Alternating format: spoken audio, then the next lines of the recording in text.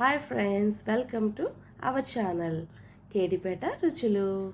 ఇప్పుడు నేను చేయబోయే వంట రెస్టారెంట్ స్టైల్ ఫ్రాన్స్ కర్రీ. ముందుని ఫ్రాన్స్ని తీసుకొని బాగా శుభ్రం చేసి తర్వాత ఉడకబెట్టుకొని పసుపు వేసి ఉడకబెట్టుకోవాలి. ఇప్పుడు కళాయి తీసుకొని కళాయి బాగా వేడెక్కిన తర్వాత అందులో కొద్దిగా ఆయిల్ పోసుకోవాలి. ఆయిల్ వేసిన తర్వాత ఆయిల్ కొద్దిగా ఎక్కువే పడుతుంది ఎన్వి కూరలకి, ఎందుకంటే ఎన్వి కూరలకి దేనికైనా ఆయిల్ ఉంటేనే కొద్దిగా టేస్ట్ బాగుంటుంది.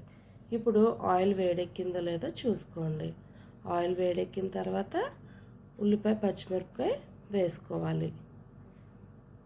ఇక్కడ ఇంకా మాకు ఆయిల్ వేడెక్కలేదు. మా పాప కొద్దిగా కంగారు పడి ఉల్లిపాయలు పచ్చిమిరపకాయలు వేసేసింది. ఆయిల్ వేడెక్కిన తర్వాత వేసుకుంటే ఉల్లిపాయలు త్వరగా మగ్గుతాయి. చూసారా, ఉల్లిపాయలు వేడెక్కకుండా వేయడం వల్ల కొద్దిగా లేటుగా వేగాయి. దీన్ని బట్టి మీకు అర్థమవుతుందా, ఆయిల్ ఎంత వేడెక్కిన తర్వాత వేస్తే ఉల్లిపాయలు అవి బాగా వేగుతాయి. ఇవి బాగా వేగిన తర్వాత ఒక టమాటా పండు కట్ చేసి ఇందులో వేసుకుందాం. చిన్న టమాటా పండు అయితే సరిపోతుంది. మనం తీసుకున్న రొయ్యలను బట్టే ఏదైనా క్వాంటిటీ పెరుగుతుంది, దాన్ని బట్టే మీరు చూసుకోవాలి. నేను ఇక్కడ 1/2 కేజీ రొయ్యలు తీసుకున్నాను కాబట్టి దానికి సరిపడినట్టు ఒక చిన్న ఉల్లిపాయ, ఒక నిమ్మకాయ సైజ్ అంత ఉల్లిపాయ, ఒక నిమ్మకాయ సైజ్ అంత టమాటా పండు తీసుకున్నాను. ఇవి బాగా మగ్గడానికి కొద్దిగా సాల్ట్ వేసుకోండి. సాల్ట్ వేసుకోవడం వల్ల టమాటా ఉల్లిపాయలు త్వరగా మెత్తబడతాయి. టమాటాకి ఎప్పుడైనా ఉప్పు వేస్తేనే త్వరగా మెత్తబడుతుంది.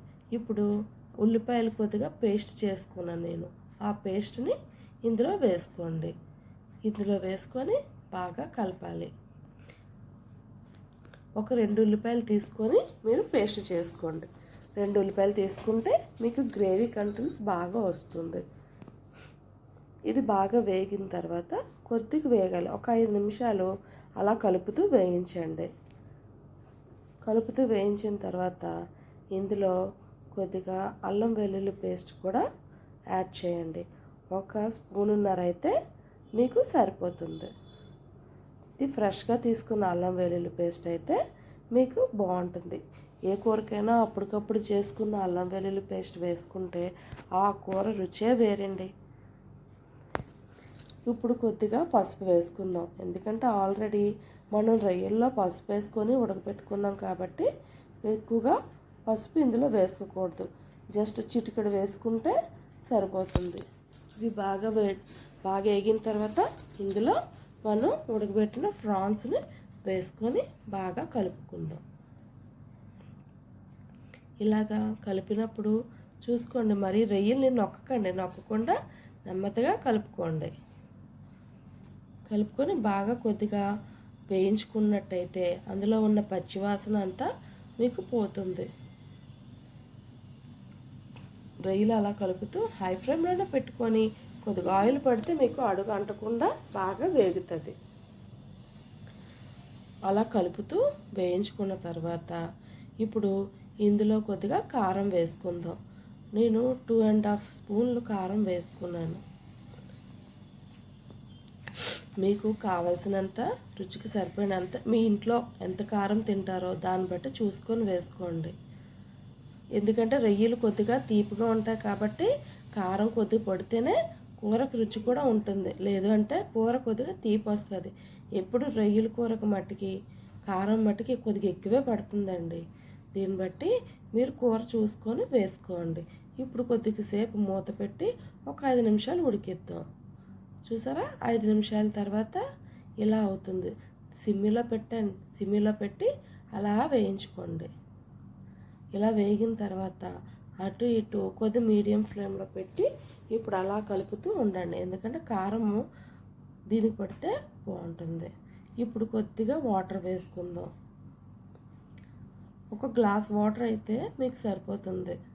ఇలాగా వేసిన తర్వాత ఒక 10 నిమిషాలు ఉడికిన తర్వాత ఇందులో నేను జీడిపప్పు దోసపప్పు కలిపిన పేస్టు ఒక 2 స్పూన్లు వచ్చేలాగా చేసుకున్నాను, మిక్సీ పట్టుకున్నాను.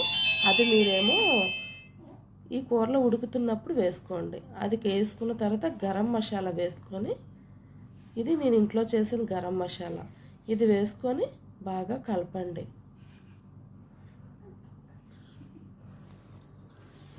ఇది బాగా కలిపిన తర్వాత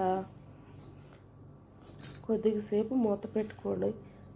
ఇప్పుడే మీరు ఏమైనా ఉప్పు సరిపోయినా, కారం సరిపోయినా ఇప్పుడే మీరు అడ్జస్ట్ చేసుకోండి. నాకైతే ఉప్పు ఇక్కడ సరిపోలేదు, నేను కొద్దిగా యాడ్ చేసుకున్నాను. అలాగే మీరు కూడా చూసుకొని చేయండి. ఇప్పుడు కొద్దిగా కరివేపాకు వేసుకొని కలిపేసి కొద్దిగా ఒక 5 మినిట్స్ మూత పెట్టి ఉడికించండి. చూసారా, ఉడికిన తర్వాత ఎలా ఉందో. నేను పక్కన చారు కూడా పెట్టుకున్నాను, టమాటా చారు పెట్టుకున్నాను.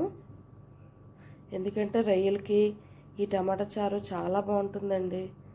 ఈ రొయ్యల కూర, ఈ రసం తింటే చాలా బాగుంటుందండి. ఇప్పుడు లాస్ట్ అండ్ ఫైనల్గా కొత్తిమీర వేసుకొని ఇంకా అయిపోయింది కూర, దించేసుకోవడమే.